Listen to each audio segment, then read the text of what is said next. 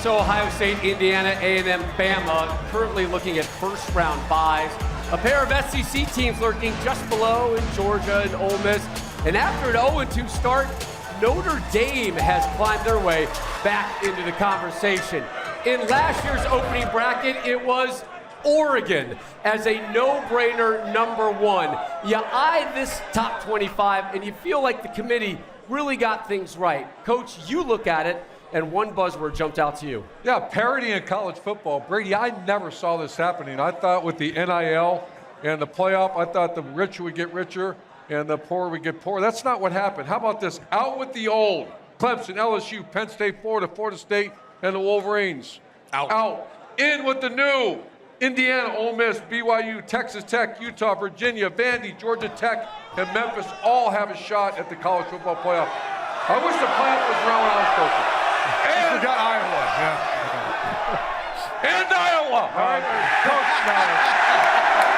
he didn't believe that when he said that. He didn't believe that when he said that. For me, what stood out to me was the Big 12. The Big 12 always talk about they don't get no love, and they got love. They got some respect put on their name in these initial rankings. 3 teams in the top 13, the 7th ranked team, the 8th ranked team, which sets up a big showdown between BYU and Texas Tech. And really, regardless of that outcome, the loser, the Big 12 looks to get 2 teams into the playoff, which finally, the Big 12 has some respect put on their name. We'll see what they do with it. Well, I think it's interesting. My takeaway was really, it's an eye test for the committee right now. It's not based on resume. You could make the case that Indiana's got a better resume than Ohio State if you want to talk about the #1 team. They have a great win versus Oregon. They beat Illinois, a common opponent, by much more. They got a good win versus these Iowa Hawkeyes. And then you look at a team like my alma mater, Notre Dame. They're 8 spots ahead of Miami, a team they lost to. So you look at that and you ask yourself, like, why is Tennessee ranked right now? They beat 1 team with the winning record. Mizzou, 1 team with the winning record. It seems to be more of an eye test right now than actually look at what some of these teams have accomplished. I'm hoping that changes as things move forward, even though I would say Notre Dame's playing much better football right now than Miami is, obviously. For me, it's the Big Ten, and do they have a shot of maybe getting a 4-team in? We know the top 3 teams in the top 10. And then there's a cluster of teams at the bottom half. SC had a win last night against Northwestern. You have number 20, Iowa, Michigan, Washington. And I think it just sets up for an incredible November because all of these teams play each other.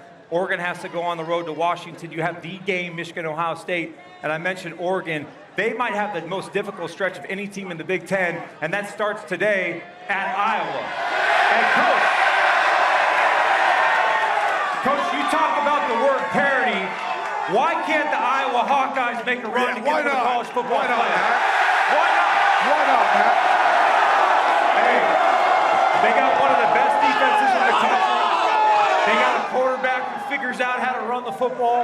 Why not the Iowa Hawkeyes making a run? Somebody's going to pick him later. And an amazing home field advantage with this crowd behind them later today. Good Hands Report is sponsored by Allstate, celebrating 20 years of the Allstate Good Hands Nets program. We welcome in the Bear, Chris Felica.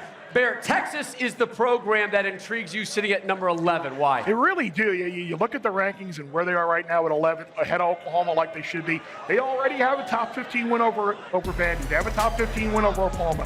They played number 1 Ohio State on the road to open the year. If the committee is serious about straight to schedule and non-conference scheduling, I think Texas is going to get in if they go 9-3.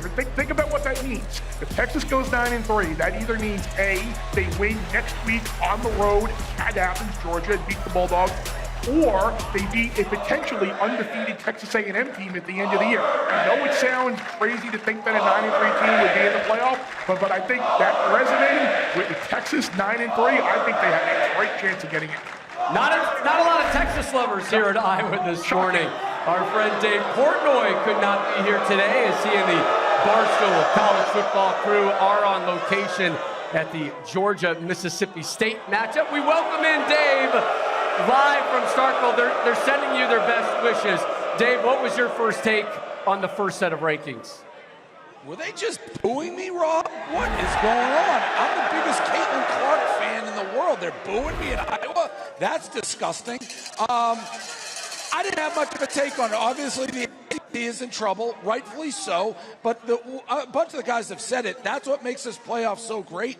It's all going to unfold over the next month or two. There's going to be knockout games. This isn't the old system where a lot of teams are eliminated. Anybody's in the hunt. I mean, I'm looking down that list. I see a certain team in Ann Arbor, maize and blue. They went out. They'll be in the playoffs. So that's the beauty of college football right now. It's wide open. It was pretty formful. I had no problems with it. I'm excited to see what the next month brings.